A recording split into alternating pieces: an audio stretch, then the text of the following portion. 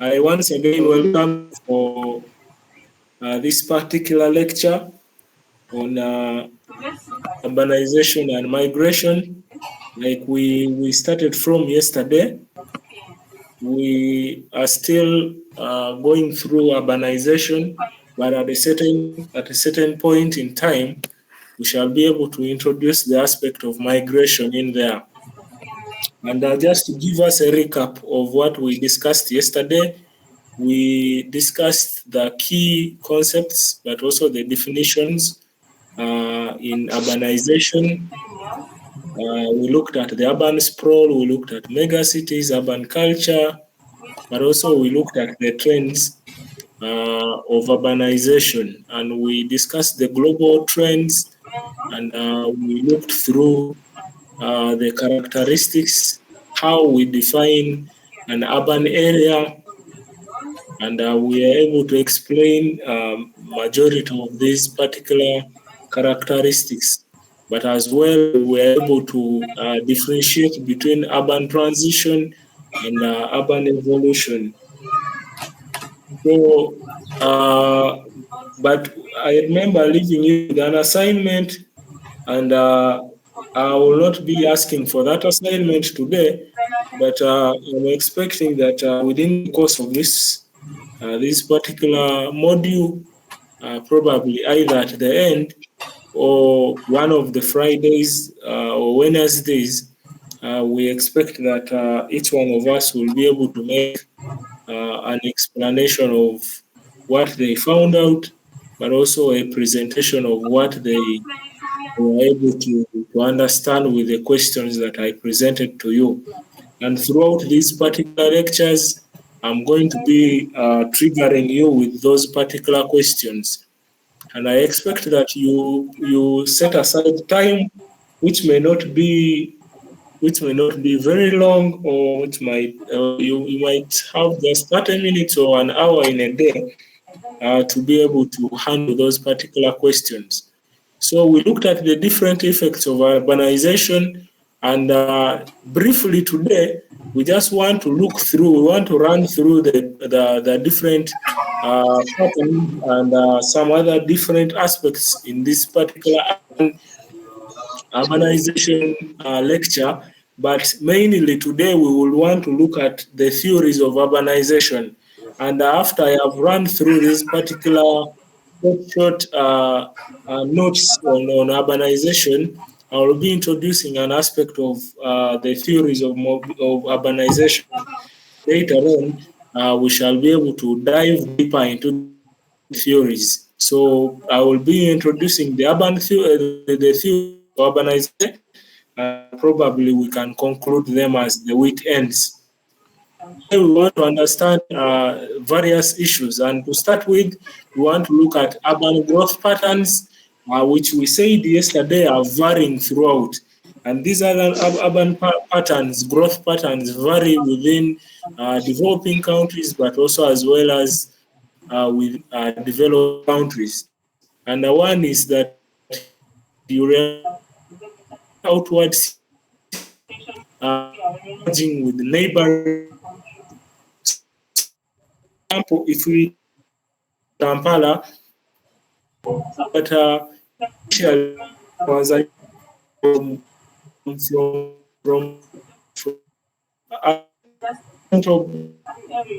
but as if you were to look at it today, you will see it expanding to other areas of Mukono and so forth.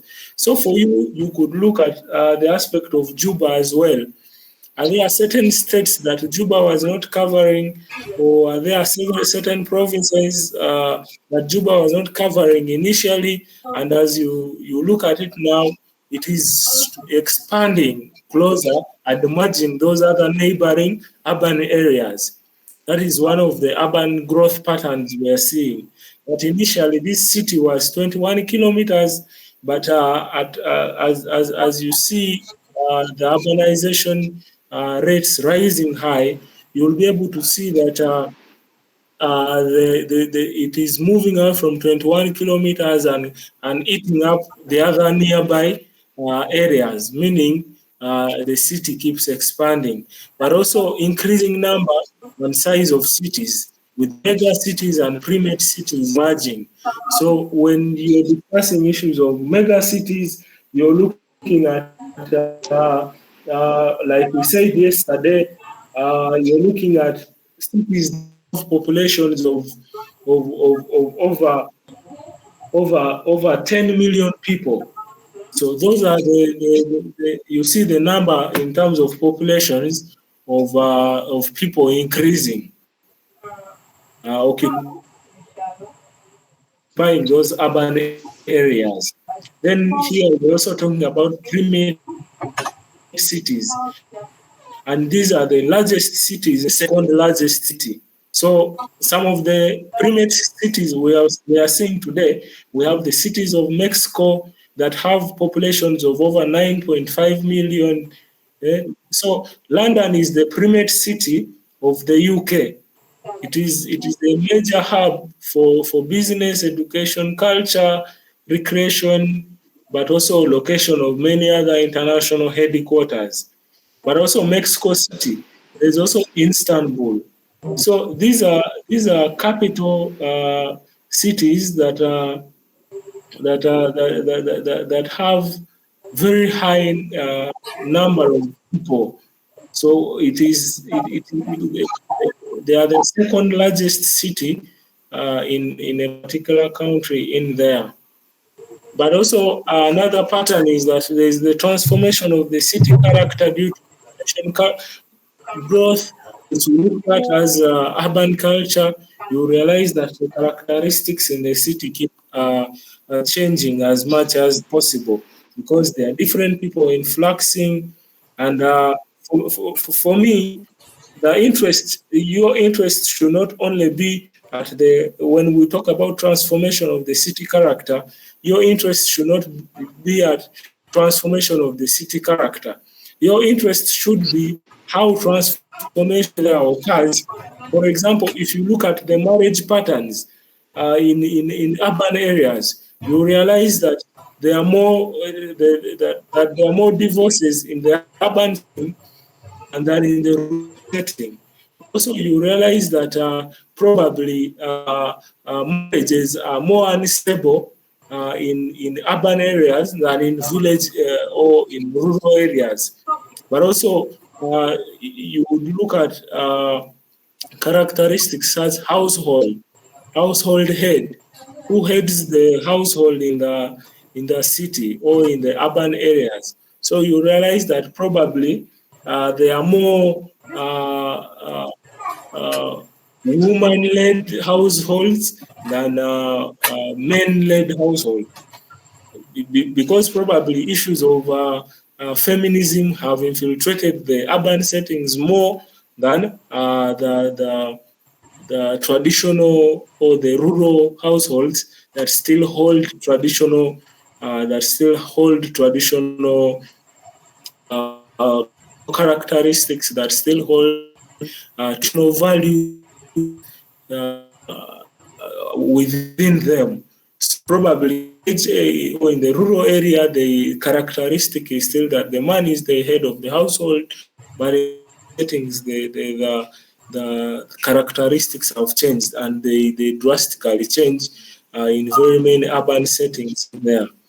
So one of the questions we would want to ask is why cities thrive? Why cities thrive and why cities thrive? Cities bring together buyers and sellers, making them economically efficient. They centralize power and resources, streamlining administration. So you realize that majority of the administrative areas of or the administrative powers of a particular country probably lie in a particular city. For example, the ones in Uganda, you realize that the administrative boundaries are in Kampala. But as well, you realize that probably the ones in South Sudan, they lie in Juba, and where the ministries are, and that is where probably the presidential state is, and so forth. So Lewis Mumford, a famous urban historian, emphasizes that the importance of cities as hubs of human interaction and innovation. So why cities might be thriving is probably because they are hubs for human interaction. When you go to the city, you probably realize that there's more frequent human interaction than it is in the rural areas. And that is the kind of comparison I want you to have. In terms of your analysis, you should be able to look at if there's human interaction, you should be able to compare human interaction. And in terms of human interaction, we're not talking about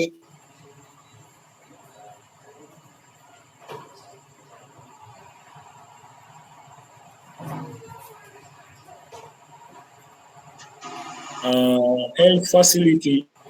You can go to the DC, you can use the same transport means, you can be able to buy from the same food seller. So that is how frequent the human interaction is. And that is why, briefly, we can say that cities thrive. So this trend is what we looked at yesterday, but we want to look at the historical trends. What happened earlier on vis-a-vis what is happening currently. And the historical trend is that the first wave of industrialization was in the 19th century. And in the 19th century, industrialization in developed countries created high labor demand in industrial centers, leading to urbanization as a consequence of economic development. So what happens is that when you read a theory by Todado, he explains how rural areas or people from rural areas migrate into the urban areas in search for better opportunities, in search for higher pays. He assumes in his theory that people in the rural areas assume that those who live in the urban areas are earning higher wages. So because of that, there's always a shift from the rural area to go to the urban area. And this particular shift causes a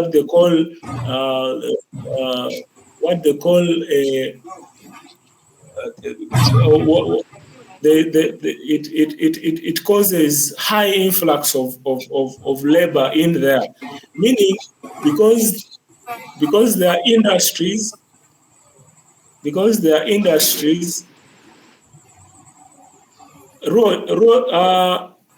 Ron thought, kindly mute.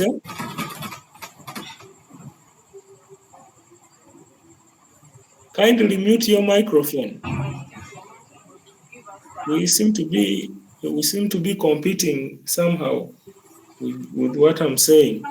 But as you mute, in other words, what we mean is that because of the level of industrialization in the cities, it creates high labor demand, meaning we need people who work in the industries in the city, and therefore it will drag people from the rural areas to go into the city. And that movement of rural areas, of rural people, or of people from rural areas to the urban areas is what we referred to as urbanization yesterday. But also we have the second wave that occurred since 1950s, and it is as a result of the rapid urbanization that occurred in the developing countries due to the combined factors of rural to urban migration, but also the high natural population growth, falling death rates and high birth rates.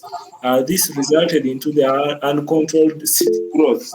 If you look at the demographic theory, you'll realize that as the patterns keep moving, developing countries kept having their number of deaths reducing drastically as a result of improved services and so forth and so on. For example, at birth, the high death rates at birth uh, through through actions such as vaccination, immunization of children, deliveries at the institution, but also educating their population about maternal health.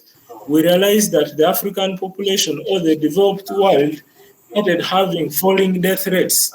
And as the death rates were falling, the birth rates were increasing. So people were continuously having production, whereas the probability that someone dies at birth kept reducing. And as a result, there was a natural population increase in these developing countries. And therefore, the factors between the factors between the rural to urban migration and this natural growth helped the developing countries rapidly urbanize in that regard. So some of the factors that influenced urban growth and the key drivers of the urban growth we want to look at here include the birth rate, the rural to urban migration, and the regional development leading to city area expansions. And like I have explained, the natural population increase, urban areas generally experienced faster population growth compared to rural areas. And the natural increase as a result of birth and migration occurs because in urban areas, people go and seek better services, services of schools, services of healthcare, transport, and housing. The people are more interested because the urban settings have better services such as those, and therefore people in the rural areas are more excited or are more interested in going to seek those better services, including better wages and so forth. Then the aspect of rural urban migration, which is being promoted because of the pull factors in the pull factors in the urban areas, but also the push factors from the rural areas. Then we have the regional development leading to city area expansions. So expansion or urbanization started from a regional perspective. Areas that had were designated as urban from a region itself started having need to expand because of the high influx of population, and therefore that from that particular region, for example, from East Africa, the expansion in East Africa started from the coast. So from the coast, because of that expansion, you would be able to see that the coast was able to expand further in, and you were able to realize how the eastern region or Eastern Africa had its expansion. So just to highlight the idea of the classic driver, people moving from rural to urban areas in traditional view of urban transition is what we call a classic drive, is what we call a classic driver. So we have more people moving from a rural to an urban area, and developed countries have relied on this migration for urbanization, whereas less developed countries experience large-scale migration too, but their rural populations haven't shrunk significantly. So for developed countries, when people shift from rural areas to go to urban areas, the shift pattern is not like ours in less developed countries, where you've got to leave a family behind. Then maybe the breadwinner is the one who goes to the city or goes to the urban area, and at the end, if one person goes to the urban area and the remaining three people of his family remain in the rural area, then it will have no significant shrink in the village population.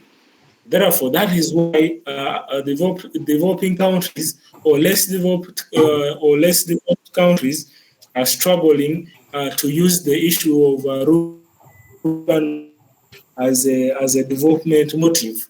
But whereas for developed countries, you will be able to see that someone shifts together with their family and start a new life in an urban area or in an urban setting. And that is why it helps them in migration. So just in a contextualization manner, we can look at how urbanization in developed countries versus urbanization in developing countries.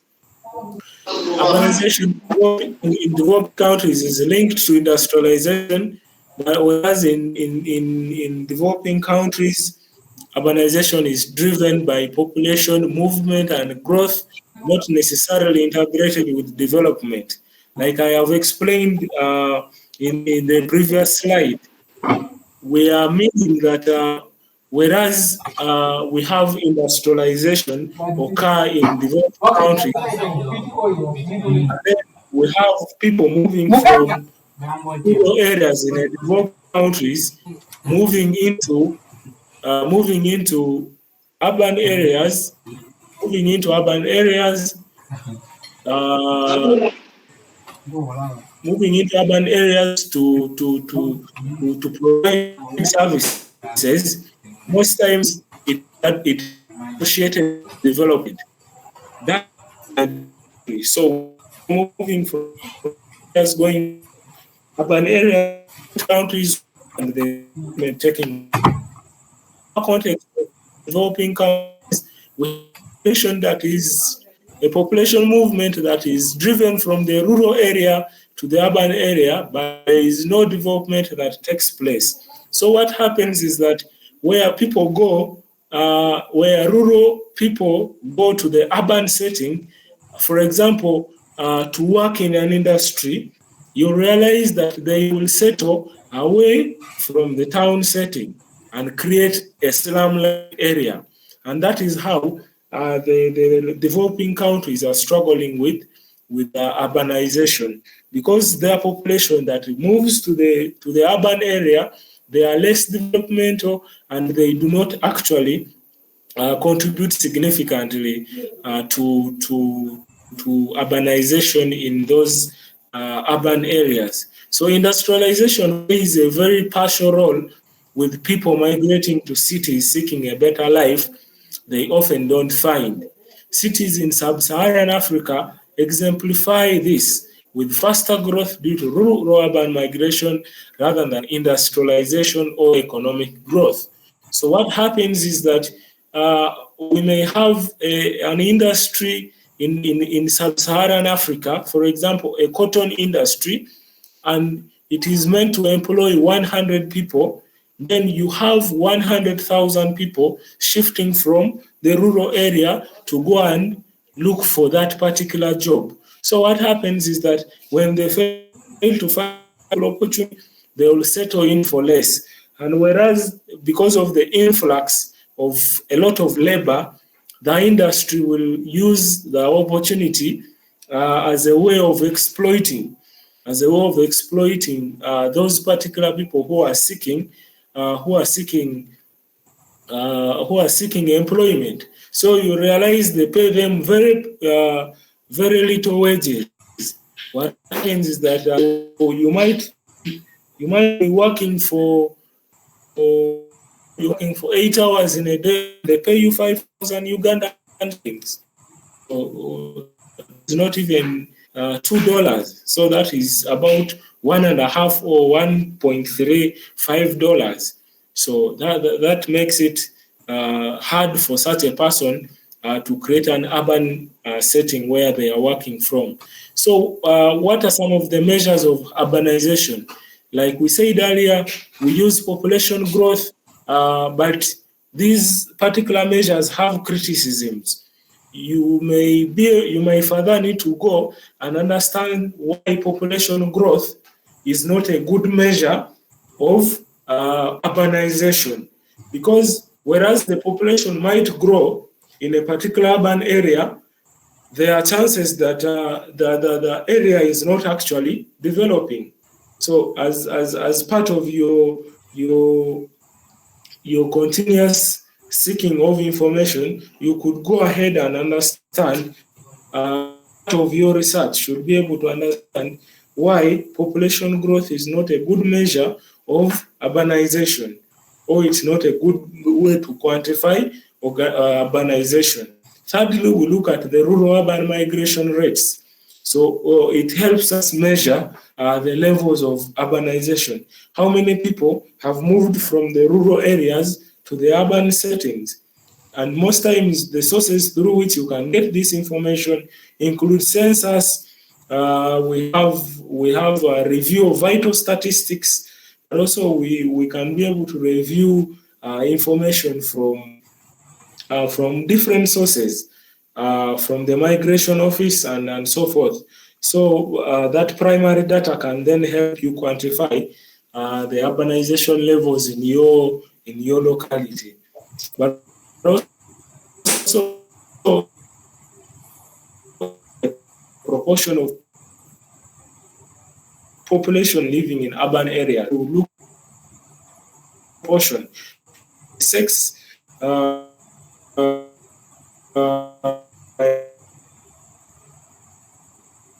you can by persons with the specific ability and so forth. So that you understand the proportion per that particular group. So those are specific. Those are cause-specific proportions. But if you wanted to look at your general population proportion living in urban areas, you will subject the entire population, regardless of their age, to the population that is in the urban area vis-a-vis the population that is in the rural area. Then we look at the rural urban ratio.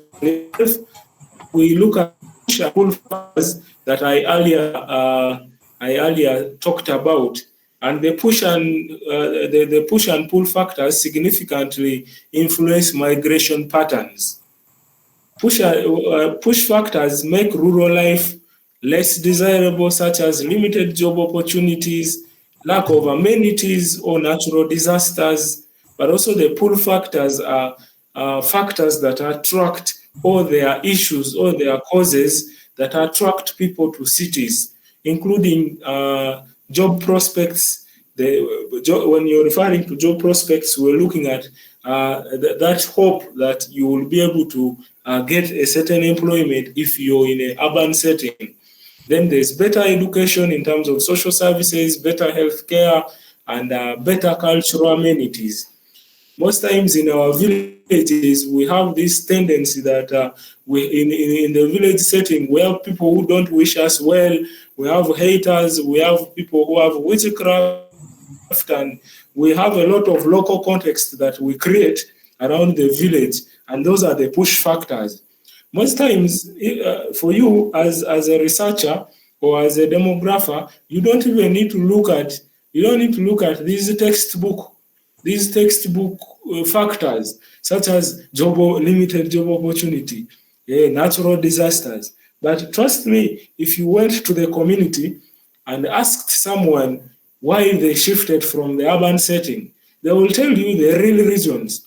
The real reasons will be that they want to go and get rich, and that is a common man's statement, and therefore it is important that as a researcher you dig deeper into what a common man tells you. They will tell you it is because they bewitched my uncle from here. It's because the healthcare worker in this health facility quarrels with me. It's because my husband beats me. It's because my husband refused me from taking a particular family planning method. It's because our culture here wants us to a woman to do more work than the man. So the community most times have the ideal reasons as to why they are actually being pushed away from the village. But also there's a theory here on land use pattern, but I will skip that, and we shall do that. We shall cover that later on in my subsequent presentation. But we want to look at mortality in early urbanization. And whereas we're looking at mortality in early urbanization, I want you to refer to the demographic transition theory, because this is roughly how it is explained. So in developed countries, early urbanization came with high death rates in cities compared to rural areas. And why did so when a city is starting to urbanize, you will realize that there are a lot of high mortality rates. There are a lot of there's high, sorry, not a lot, but there's high mortality rate. And the high mortality rate has various reasons, and among which include crowding, there's disease, there are different cultures, there is an outgrowing level of unlawlessness. So when the city is just starting to sprawl up, it is always coming up with these various challenges, and therefore the death rates are higher when you're dealing with early urbanization in developed countries. So this kept urban natural increase lower than rural areas, making rural to urban migration a key driver of urbanization. What that statement means is that initially in the developed world, when urbanization had just started, there were higher deaths that were occurring. However, because of this high death, it was keeping the natural increase, which is birth. So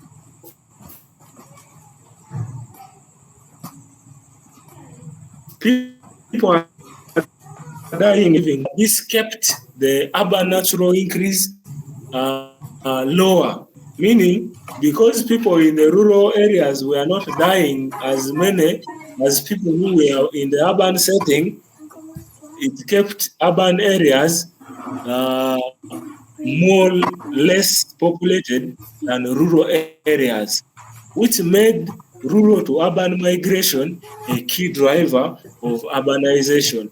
Therefore, the population that was more in the rural area was moving to occupy the places in the urban areas where deaths were higher. However, today the pattern is reversed. There are more deaths that are generally occurring in the rural areas compared to deaths in the urban areas. So therefore, that alone makes urbanization very hard. And the reduction in the death rates in the urban areas are a result of the public health improvements that have occurred. So this allows higher urban natural increase in developing countries. So because of the lower death rates that are occurring in the cities, you will realize that in developed countries, if people who are living in the city are people who are rich, people who are educated, people who have wealth, then and their natural increase, meaning their death rates are increasing, then they are only giving birth to people who will be richer, who will be educated, who will be wealthy, and that is the reason why you realize that developed countries have an increase they are able to maintain their development. However, because of the lower death rates in the rural, I mean the higher death rates in the rural areas in developing countries, it offers the urban areas to have higher population, which is different from what actually occurred in the early days of urbanization in developed countries. So, modern urbanization and mortality. fertility and urbanization. Urban areas typically have lower fertility rates than rural areas. This is likely due to the factors like cost of raising children in cities, more career and lifestyle alternatives for urban areas, international. Okay, that is a different slide. But there are very many other different reasons as to why fertility levels are higher in rural areas than in urban areas. But we're just highlighting here two of them, and we're saying cost of raising children is higher in cities. And because of the high costs of living, people would prefer to have fewer children, but also the career and the lifestyle alternatives. For example, in urban areas, you will realize that people are pursuing more of the careers such as education, seeking more job opportunities, and so forth. But also lifestyle such as the people are able to go out. They have numerous leisure activities compared to the rural area that might only have their leisure activity as reproduction. I don't know if you've heard of the for those who were able to do population theories. In a population theory, we were able to realize that it is often possible that women or populations that lived in rice growing areas were having more children, or their total fertility rate was higher than populations that were not in rice growing areas. Why? Because they ate a lot of carbohydrate, and because of the high foods they do not have alternative life or alternative leisure apart from having sexual intercourse, and therefore they are able to have higher children, or they are able to have more children because they are not engaging in any other leisure activity apart from being able to have sexual intercourse with their wives. And that similarly happens in the rural setting and the different lifestyles. Then we go to the international migration and urbanization theories. International migrants tend to move to cities, further increasing the urban population. However, we also do reclassification and urbanization, and these are different terms that throughout this particular lecture, module, we shall be able to go through them. Then sometimes rural areas can be reclassified as urban simply due to the population growth, and we were able to look at how the criteria of declaring a particular place an urban area. And we said that this varies according to authorities. And therefore, that is what we call reclassification. When you're referring to reclassification, this was initially a rural area, and because probably the population has grown to a certain threshold that is allowable in that particular country, it will be reclassified as an urban area. So that is what those are the brief notes I wanted us to go through in regard to urbanization. So allow me, if there are no questions for this particular run through that I have made. If there are no questions, allow me make an introduction on population. On urbanization theories that we will probably continue from tomorrow. But we can cover about 4 of them today. Then in our subsequent lectures, we can continue to capture them. So if we do not have any other issues regarding this particular question or this particular run through, allow me to shift there. Yes, Rose, your hand is up, and you can actually ask your question. Okay, thank you for giving me the opportunity. I don't have a question actually, but I'm concerned about some of our colleagues who locked in and they don't mute their microphone. They are really interrupting the lecture. Some of us are not getting it very clearly. So I asked them to put off their microphone.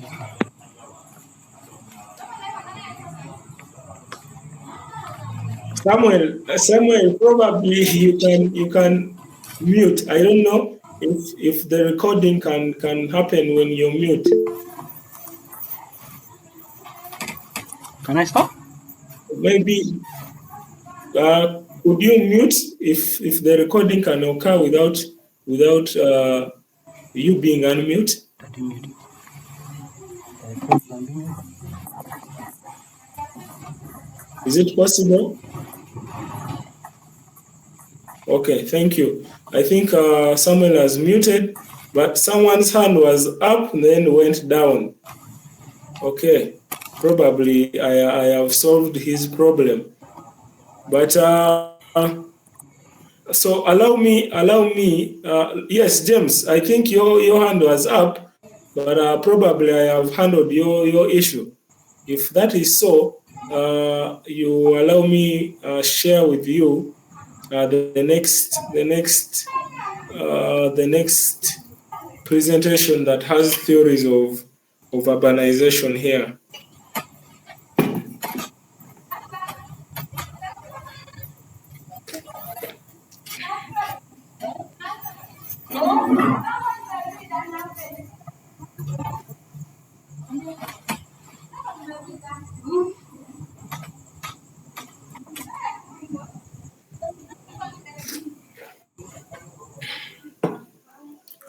Okay.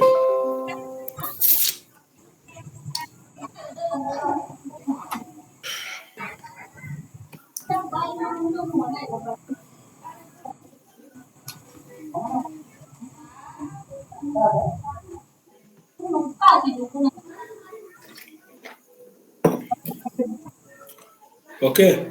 I hope you're all looking at that screen and you're able to look at that.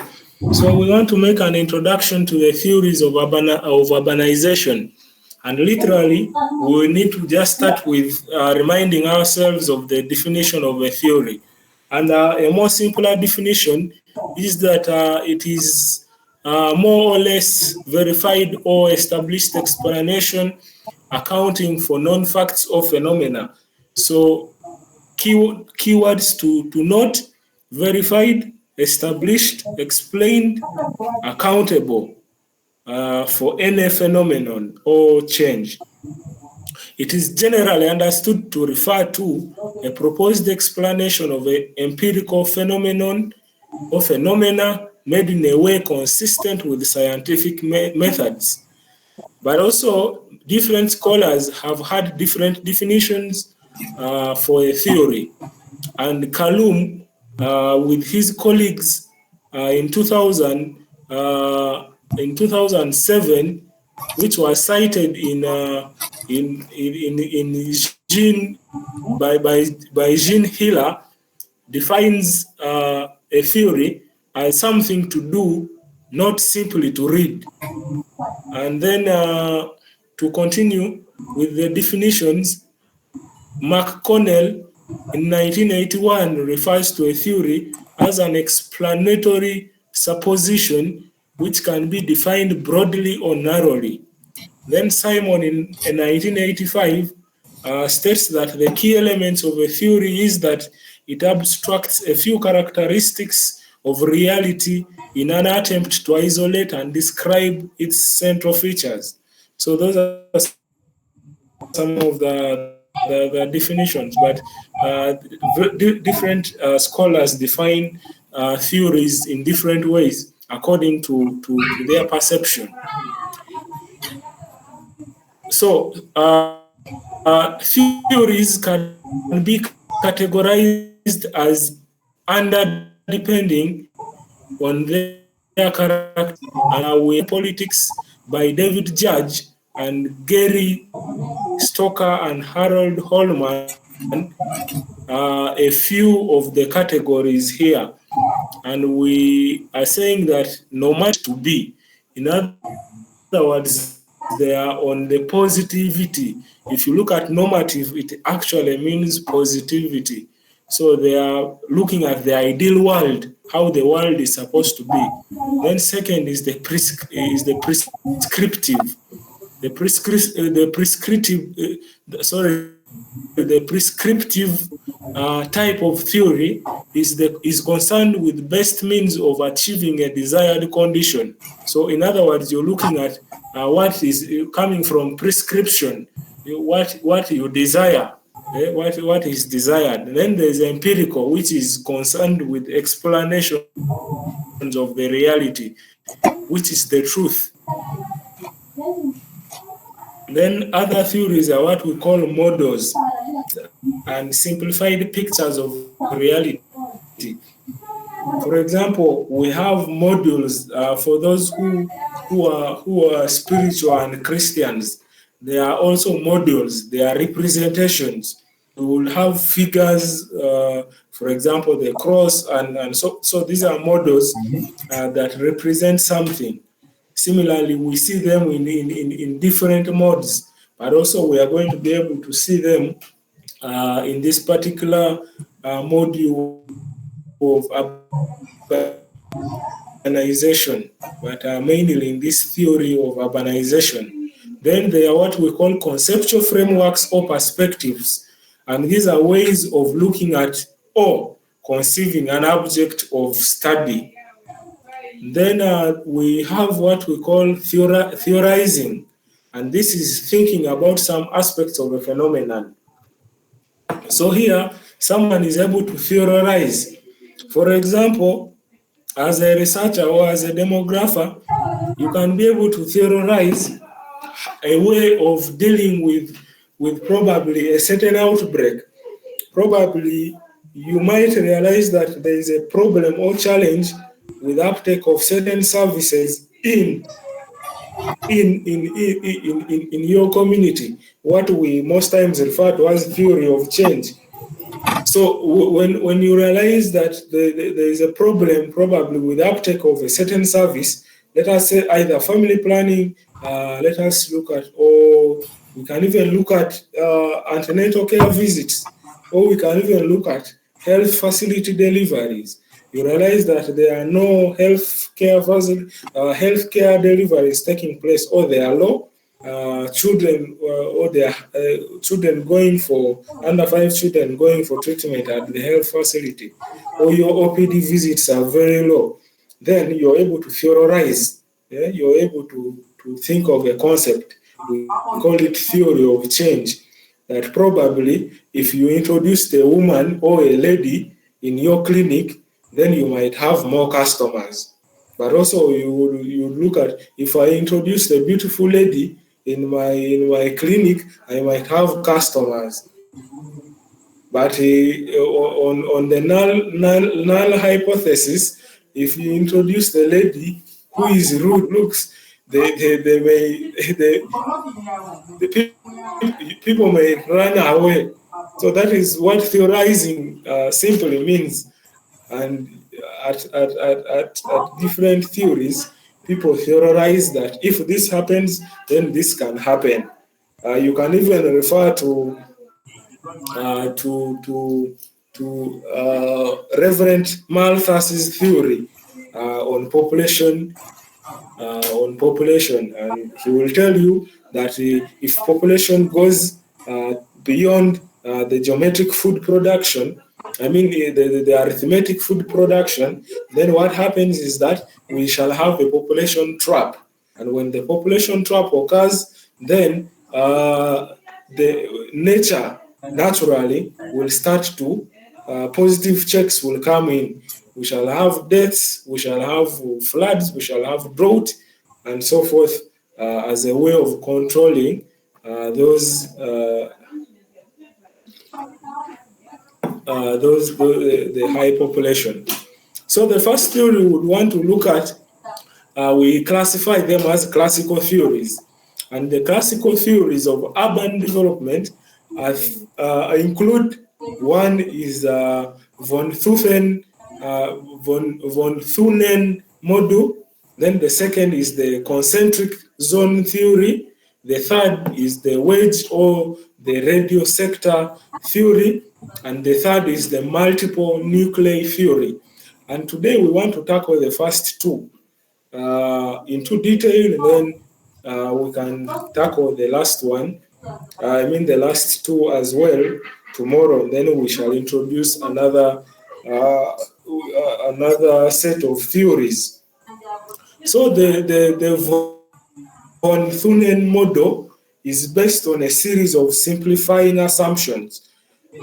Von Thunen described a module that accounts for a spatial distribution of sites across a theoretical geographical area that would have varying rent generating capacities depending upon transportation costs, distance from a central site, and therefore von Thunen's model was highly generalized and was based on a series of simplifying assumptions.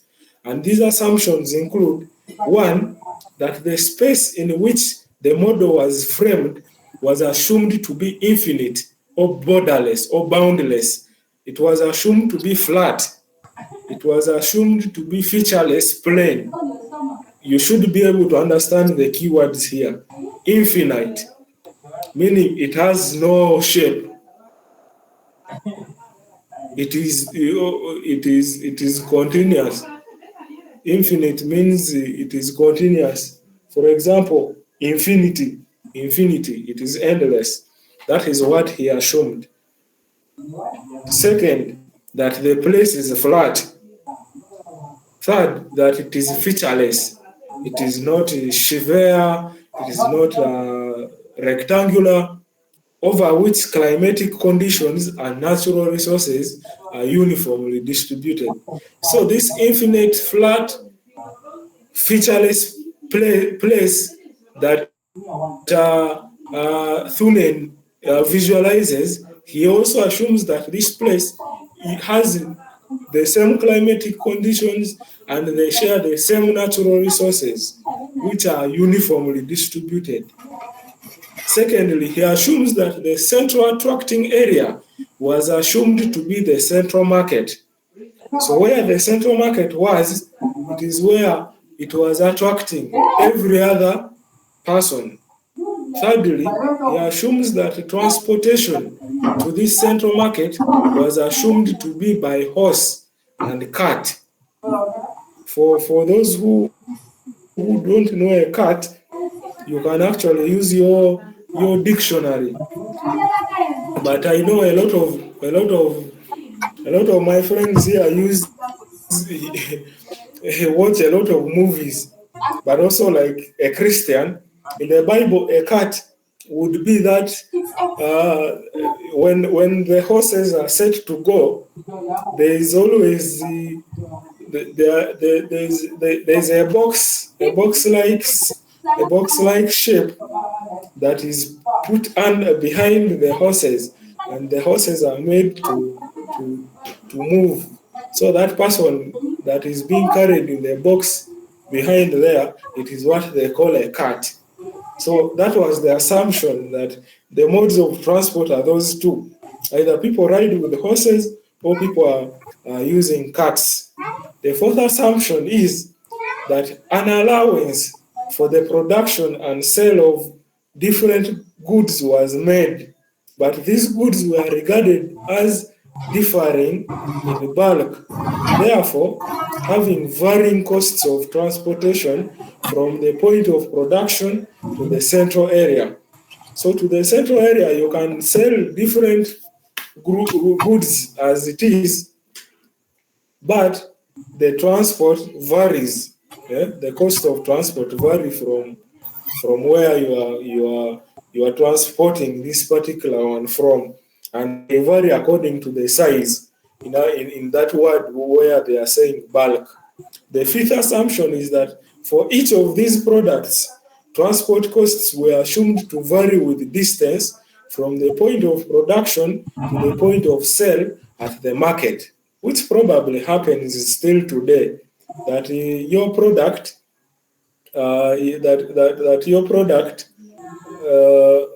it varies. The transport cost varies from where where you're picking it from for sale to where you're going to sell it from. And then the sixth assumption is that the profits to be gained or to be gleaned from the cultivation of 1 hectare of land, we are assumed to be the same for each product. So if you cultivated cassava in 1 hectare of land, you will still get the same profit, even if you had maize in the same hectare of land. In that 1 hectare of land, you will still reap the same profit. That was the assumption by Thunen. The seventh, I think there's a question here. So that is the last. The sixth one is the last. And based on these assumptions and operating over the hypothetical space, that so hypothetical meaning this man had an assumption, like we said in theorizing. So this man theorized that space based on those assumptions. And according to based on his assumptions and operating over the hypothetical space that von Thunen proposed, he argued that agricultural land uses were segregated into a spatial hierarchy structure akin, which we are demonstrating here. So you can see, I hope you can see that figure. So in Thunen's model, he believed that the urban center is in that blue cycle. And therefore, this statement that is saying that the agricultural land use would be segregated into a spatial hierarchy, it would be like this, that immediately after the urban setting would have intensive farming and dairy. And this dairy is because he assumed that people living in the cities would be wanting dairy, they want to take milk, they want to eat meat, they live a life that is more on dairy products. Then he assumes that the next cylinder or the next cylindrical space would be full of a forest. The assumption being that people want to stay in cooler areas, they want sun, and so the next cover would be a forest. And do not only look at these theories as a past event. You should be able to compare it to how actually your urban areas developed. If you that urban settings started from a market zone, now they are expanding, people are doing dairy, the next place is a forest. And then he says that the next area would be a crop and people would be growing crops. Then the last area is for ranches, huge ranches, whether it is ranches for coffee, whether people are rearing, but the ranches would be the last cylindrical frame in his visualization of an urban area. That takes us to the last and the second theory that we want to look at today, which is the E.W. Borges developed theory.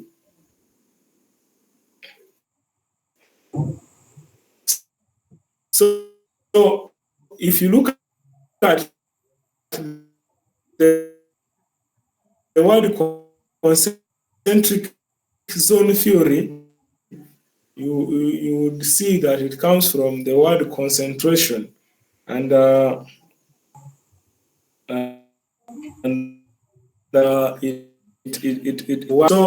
as you look at the idea of Borges, you, like I said earlier, the name is Ernest Borges. So he was a Canadian sociologist who developed the concentric zone model, and he was born in 1886. He died in 1966. But also he was a lecturer in University of Chicago. and he was part of the School of Sociology. And that is when he developed the concentric zone theory. So he divides urban areas into zones radiating out from the central business district. And he proposes that certain land uses and resident groups will be located in certain zones based on their socioeconomic status. So for him, you will be located in that zone according to your socioeconomic status. We shall be looking at how he prepositions them. So for him, accessibility to the urban center or to the urban core is dependent on your socioeconomic status. So cities are viewed as ecosystems with competition for land near the urban center. So urban center, the land that is nearer to the urban center is always very competitive. And if you look at it today, you cannot go and buy land that is close to the city if you are they call them peasants. If you're a peasant, I'm told poverty is more hard. So if you're a peasant, you may not be able to buy land in an urban development because they are highly competitive, and that is what the concentric theory of Ernest Burgess says. And he says that the circular zones of a city center are transitional areas where immigrants and the poor live. A working class area with single family tenements, middle class families, residential area, and finally the commuter zones. So for him, he believes that closer to the city, poor people live. Closer to the city, the poor live closer to the city. Then after the poor, the next is the working class. And then after the working class, the middle class people or people with single families. And the middle class people have residential areas after. And then finally, it is the commuter zone, people who use transport to come, who use taxis, who use buses. It is what we call the commuter zone. And those from each of the residential zones commute to the city center. So people, we shall see here in the illustration, he made it like a cycle. So you'll see in the first cycle, like we saw earlier on, in the first cycle, you have poor people living around, and that gives you the reason as to why you will be able to see slums generated around the city center. So when the city is there, around the city center, you will be seeing slums. Why? Because these are poor people who are working in the city center, but they do not want to spend. Okay, they do not have money for transport to move to commute daily to the city center. So they would rather just live nearer the city center and then be able to walk there. But before we move through to see, let us just look at the zones that he here. The first zone is the central business district, and it focuses for the urban activity and the confluence of the Excuse me, city's transportation infrastructure. excuse me, sir. Yes, please. Your slide Yes. is not moving.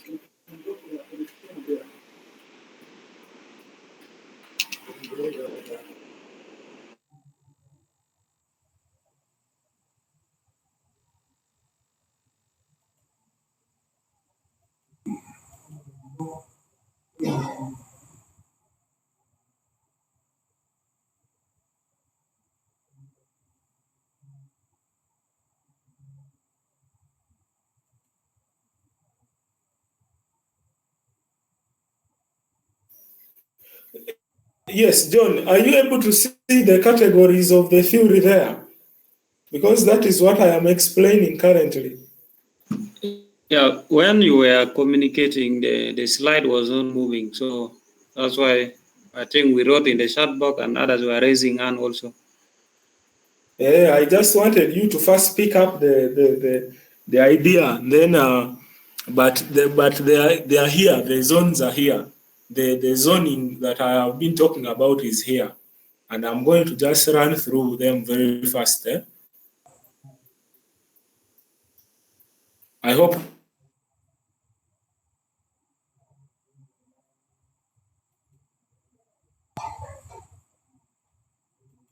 Yes, the first zone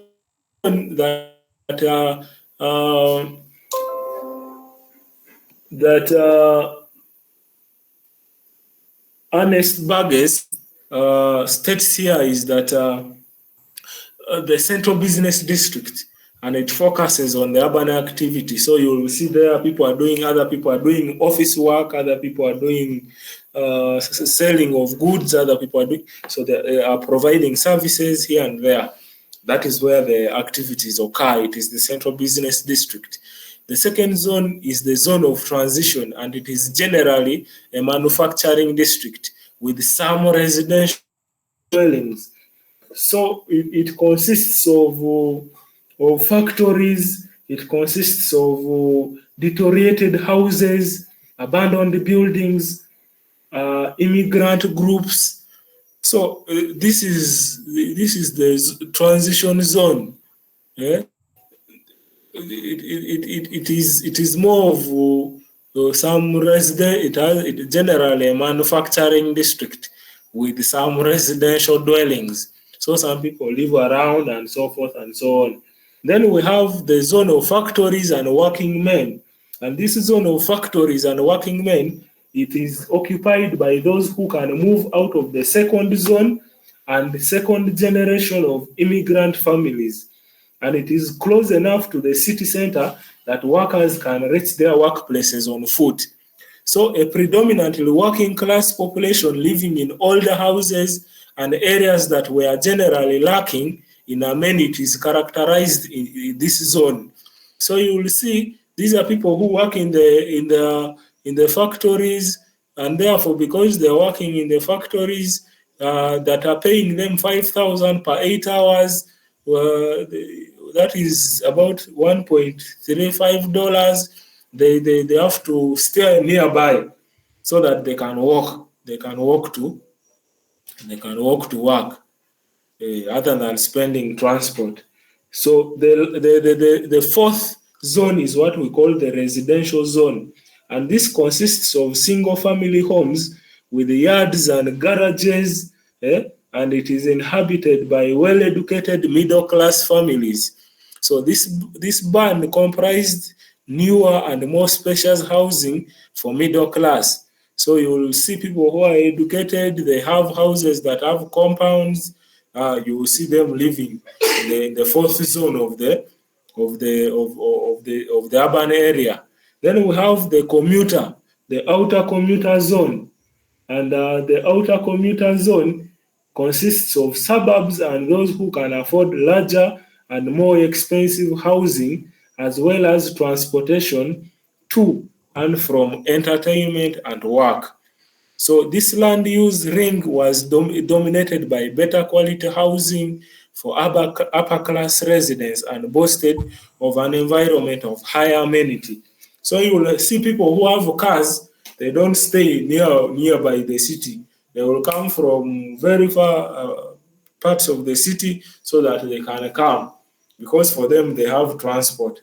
And this outer zone of the city consists city suburbs, ministers village, so they keep naming them accordingly. So you will see there higher quality houses in Ernest's prescription or description. So there is just an illustration here.